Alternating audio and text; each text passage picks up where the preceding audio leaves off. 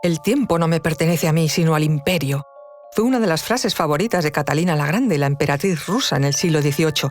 Una de las mujeres más poderosas de la historia, una líder natural, con un extraordinario afán de superación personal como una de sus mejores cualidades. Catalina gobernó durante 34 años sobre Rusia, un imperio que bajo su mandato se abrió al progreso y a nuevas corrientes de pensamiento como la Ilustración. Y, sin embargo, Catalina no tenía una sola gota de sangre rusa en sus venas y llegó al gobierno mediante un golpe de Estado contra su propio marido. Os contamos esto y mucho más a continuación.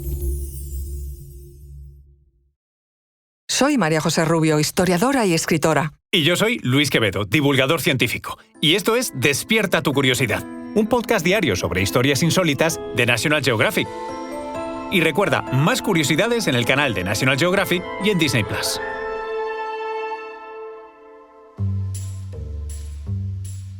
Catalina II, conocida popularmente como Catalina la Grande, fue sin duda la zarina más poderosa y controvertida que jamás haya gobernado en Rusia. Una trabajadora infatigable, que se despertaba cada día a las 6 de la mañana y se preparaba su propio desayuno para trabajar antes de que se levantasen sus criados. Representa una gran era de la Rusia en el siglo XVIII. Su nombre real no era Catalina, sino Sofía Federica Augusta de Anhalt-Zerbst. Nació en 1729 en Stettin, entonces parte de Prusia y hoy de Polonia. Poco hacía presagiar que esta joven alemana se convertiría en la monarca que llevaría a Rusia a su era más dorada. La historia política de Catalina comienza con su matrimonio con el futuro zar Pedro III en 1745. Catalina era hija de un general prusiano y de una princesa alemana de rango menor, pero la intensiva e inteligente campaña matrimonial que ingenió su madre le llevó hasta el matrimonio concertado con Pedro. Él era un chiquillo apocado y ella una joven ambiciosa que ya leía a los pensadores franceses. Si bien su matrimonio fue arreglado y estuvo plagado de infidelidades y tensiones, ambos adoptaron amantes, sirvió como puerta de entrada de Catalina al intrincado mundo de la política rusa. El zar Pedro III, su marido, se mostró finalmente como un gobernante despótico y muy impopular. La propia Catalina escribió de él: no tenía mayor enemigo que sí mismo, todas sus acciones rozaban la locura. Paradójicamente, el zar se decidió por una política de odio a Rusia y acercamiento, en cambio, a Prusia, su antigua enemiga, algo que hizo aumentar su impopularidad. Por el contrario, Catalina, muy consciente de que no era rusa, para hacerse querer se mostró muy cautelosa e inteligente, subrayando el carácter nacional ruso de todo lo que emprendía. Por ello, con ayuda de la nobleza de la corte, en 1762, derrocó al zar, su propio marido, quien murió 8 días después, asesinado. Hasta hoy se sospecha de la implicación de Catalina en este asesinato. La realidad es que Catalina ascendió de inmediato al trono. Se nombró a sí misma emperatriz de Rusia en 1762 en la Catedral de Moscú.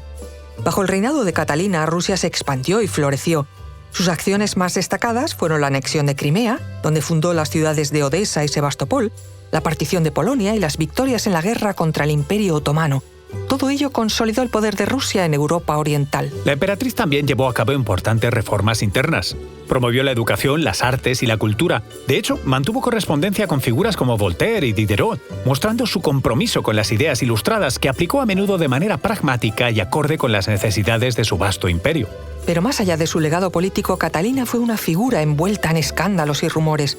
Su vida personal estuvo marcada por numerosos amantes, a los que no solo colmó de atenciones y regalos, sino que también les otorgó poder e influencia. Hombres como Grigori Orlov y Grigori Potenkin desempeñaron roles cruciales en su gobierno. Otro aspecto de la excéntrica vida de Catalina fue su pasión por el arte.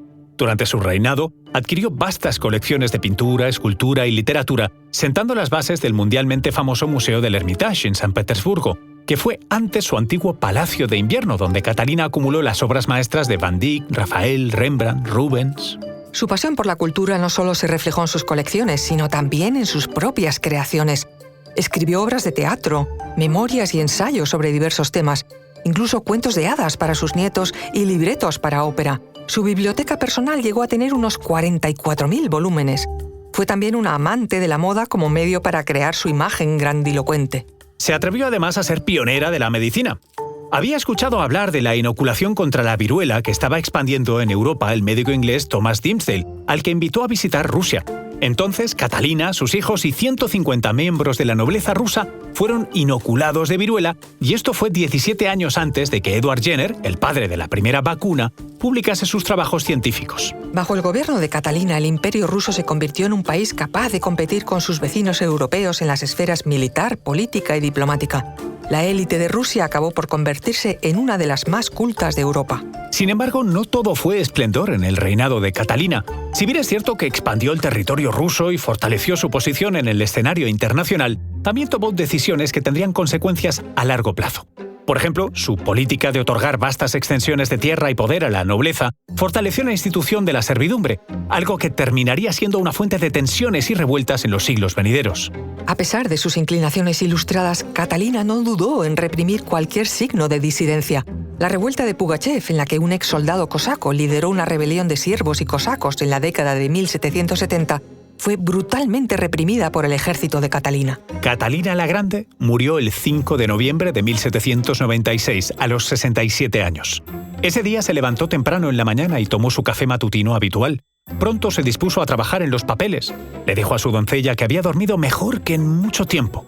Poco después cayó al suelo, víctima de un derrame cerebral, del cual murió esa misma noche. Fue enterrada con una corona de oro en la cabeza y con un vestido de brocado plateado. Sus restos descansan en la Catedral de San Pedro y San Pablo de San Petersburgo. Dejó un legado que aún hoy es objeto de debate. ¿Fue una monarca ilustrada que llevó a Rusia a una era de oro? ¿O una déspota que consolidó el poder en manos de unos pocos a expensas de muchos? Lo que es indudable es que su vida estuvo marcada por la pasión, el poder y la ambición. Desde sus humildes comienzos en Prusia hasta su ascenso al trono ruso, Catalina II se forjó un lugar en la historia como una de las líderes más poderosas y enigmáticas de todos los tiempos.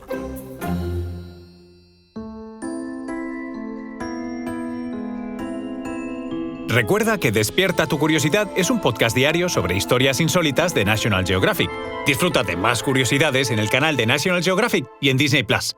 Y no olvides suscribirte al podcast si has disfrutado con nuestras historias.